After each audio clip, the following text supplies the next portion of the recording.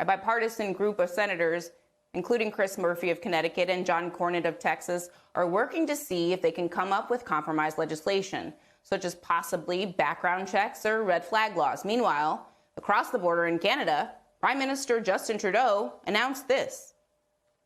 We're introducing legislation to implement a national freeze on handgun ownership. What this means is that it will no longer be possible to buy, sell, transfer, or import handguns anywhere in Canada.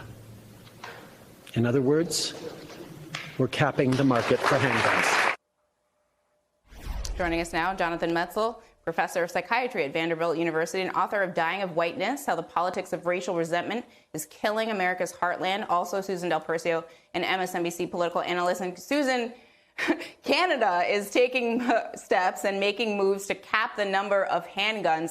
And that isn't even on the table in our country where the massacres are occurring. I mean, big picture this for us. What does that say about the U.S. compared to Canada in terms of how they're able to respond to real-time crises? It says that there are Republican legislators in Washington who care more about guns than they do about human lives, more about babies, more about 19 children being shot in a school. That's their priority, guns. Think how absurd that is, Erlina. Guns are their priority. There are solutions. And at this point, I'm not hopeful we'll see big, meaningful gun law changes. I would be happy for something small, something to put a crack in the system that maybe we can build upon. Red flag laws. Assault weapons should not be able to be purchased if you are under the age of 21, for crying out loud. You can't buy a handgun if you're under 21 years old. Why not an assault-style weapon? It's time. I mean, and some Republicans are, just for the record. There's an upstate Republican member of Congress who said he supports a ban on assault weapons. But if we can't figure out a way to do big sweeping things, let's find a way to do something, because we keep reframing this argument. It's not just about preventing what happened a week ago, 2 weeks ago, 3 years ago. That's important. But it's more important to save the next life. That's what these changes to gun safety laws will do. They will save the next child's life. It's a really important point. And I've been thinking a lot today, Jonathan, about the politics of all of this and the idea that, I mean, when you get down to the sort of the brass tacks of it, this isn't going to change until, Marco Rubio isn't a senator. Ted Cruz is not a senator, until the Republicans who saw Newtown, who saw Uvalde, who saw Buffalo, and have decided the status quo is fine. That's what their votes are telling us. And so in this particular moment, I think back on President Obama. And when he said that some Americans cling to their guns and religion, we all remember the rest of the quote. But the first part was they cling to their guns. And he got a lot of flack for it at the time. But given what's happened since he said that and what we've all lived through, didn't he just speak truth?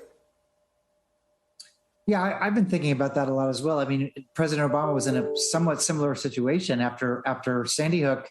And then I think that was kind of the moment we all woke up and said, oh, my God, we should come together. And when it didn't happen, he took executive action at that time and did some steps that I think are important to think about now. I mean, one of the things he did that's not being talked about very much is he emphasized the use of smart guns that could only be used by the handprint of a shooter, did a bunch of other interventions that in retrospect, if we would have just done those basic things, of course, all that stuff was overturned the minute Trump took over. But even those executive orders, I think, would have saved lives. I think that's exactly right. The other thing I think it's important to remember is that the Republicans keep saying, well, this law wouldn't have stopped the mass shooting or that law wouldn't have stopped the mass shooting.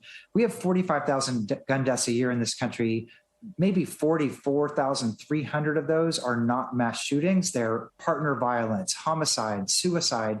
And those kind of shootings really do respond to gun laws very well. I mean, if you raise the age of purchase and carry, if you look at how shootings happen in social networks, if you flag people who have a history of violence. I would bet that we could cut our gun deaths in half in just a couple of years, not about mass shooting. So I just think the point is that just saying that that law wouldn't have stopped that mass shooting is really just a red herring for talking about the ways that actually common sense interventions will reduce gun death in this country, really for the everyday kind of gun violence that is the drumbeat of what it means to be in America right now. There are a lot of red herrings in this gun safety debate. Susan, do you think the bipartisan group is serious? Do you think they can come up with anything actionable in terms of gun safety reforms that the rest of the senators will sign on to?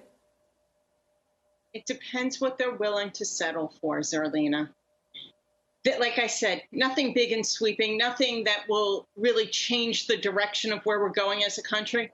But perhaps something smaller, perhaps when it comes to red flag laws. I would love to be able to see the age being raised to 21 to have a military-style weapon, assault weapon. I don't know about that. But background checks, even if it has loopholes in it, something, because again, it's about saving, at this point, every one single life going forward. What my hope is if they do come to something, and it is possible, is that in the House, there won't be the push that it's not even close to what we want, so we're not going to vote for it. Again, the goal is to save the next 10-year-old or any age child or any age person for that matter, but to stop that death. And that's any little change will lead to that, and that's important. And Jonathan, last question in the last minute here. When you think about this issue politically, as I said before, you can't really make a change until you make a change in the makeup of the actual Senate. How do you make the case to people who don't seem persuadable? You've talked to a lot of folks in the red states that even are victims of gun violence themselves, but haven't changed their position on guns. Are these senators persuadable, or should voters just be like, no, we actually need different senators? I've seen this up close and personal. I mean, I helped run a group called the Safe Tennessee Project, and we kept promoting legislation that often had bipartisan support. I mean, storage laws for people who had kids around and guns, a number of other examples. We often would get Republicans that said that they would support what we were doing until the moment when a vote came up.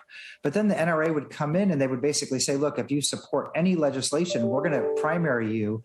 And the lesson of the NRA really was that they had a voting block, really, that they could kind of raise like an orc army at any point and get anybody out of office. And so really, this is not going to change until people don't fear that if they take a stand. There are plenty of Republicans who support this stuff, but they won't support it because they're going to get voted out of office. And so really what we need to do is mobilize a voting block that makes people pay a price for not supporting this, and also gives Republicans buffer that we're going to that they won't lose their office if they come over to the other side. I really think that the voting power of the block is really what I think gives the NRA its power in places like Tennessee, where I am. It's so important to understand all of that. Jonathan Metzl and Susan Del Percio, thank you both for being here today, and please stay safe.